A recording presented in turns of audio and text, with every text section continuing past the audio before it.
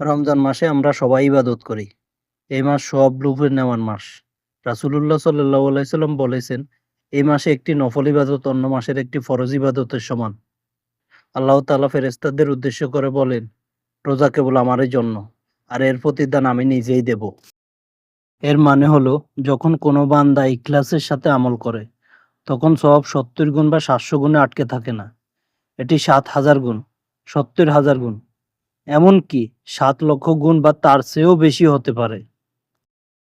আল্লাহ চাইলে ফেরেশতাদের বলতে পারেন, হে ফেরেশতারা, এই বান্দা সব গোনার দরকার নেই, শুধু লিখে রাখো সে আমার জন্য আমল করছে, এর অসীম প্রতিদান আমি নিজে হাতে তাকে জান্নাতে দেব। এমন কিছু ছোট আমল আছে যা খুব সহজে আমাদের সওয়াবের পাল্লা কয়েক গুণ বাড়িয়ে দিতে পারে। চলুন জেনে নিই এমন 10টি সহজ আমল যা আপনার নেকের পাল্লা ভারী করে দেবে। সময় মতো সেহরি খাওয়া। রাসূলুল্লাহ সাল্লাল্লাহু আলাইহি সাল্লাম বলেছেন, তোমরা সেহরি খাও, কারণ এতে বরকত রয়েছে। তাই সকলে মিলে একত্রে সেহরি খাওয়াটা ভালো।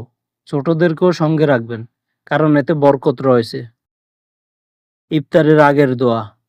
নবী করিম সাল্লাল্লাহু আলাইহি সাল্লাম বলেছেন, 3 ব্যক্তির দোয়া ফেরত দেওয়া হয় না, যার মধ্যে একজন হলো রোজাদার, যতক্ষণ না সে ইফতার করে।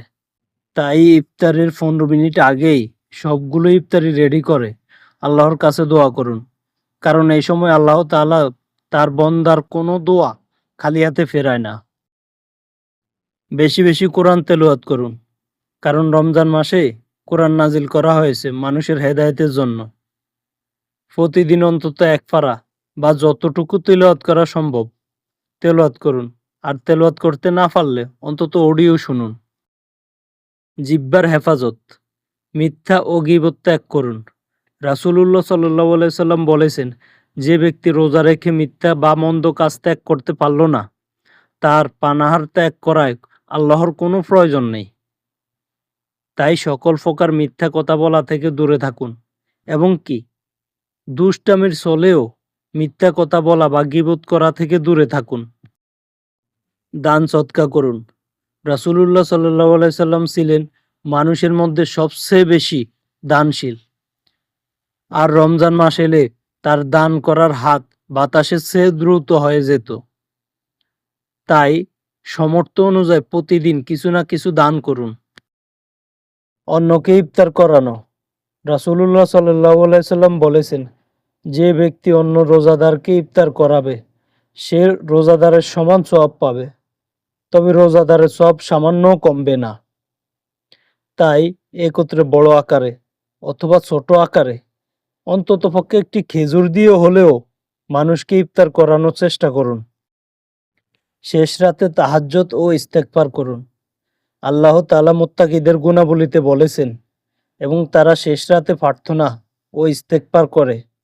সেহরির সময় একটু আগে উঠুন, কিছু তাহাজ্জুদ নামাজ পড়ুন, কিছু দোয়া করুন, এবং আল্লাহর কাছে প্রার্থনা ও হৃদয়কে নরম করে আরাধনা করতে থাকুন। ইনশাআল্লাহ বাকি জীবন সুন্দর হয়ে যাবে। উত্তম আচরণ ও ধৈর্য। নবী করিম সাল্লাল্লাহু আলাইহি সাল্লাম বলেছেন, যদি কেউ তোমাদেরকে গালি দেয় অথবা তোমাদের সাথে ঝগড়া করতে চায়, তবে তুমি বলবে, আমি রোজাদার। তাই কারো সাথে ঝগড়া তো করবেনই না। কেউ ঝগড়া করতে আসলেও আপনি চুপ থাকবেন এবং কি বলবেন, আমি রোজা রেখেছি, আমি তোমার সাথে ঝগড়া করতে পারবো না।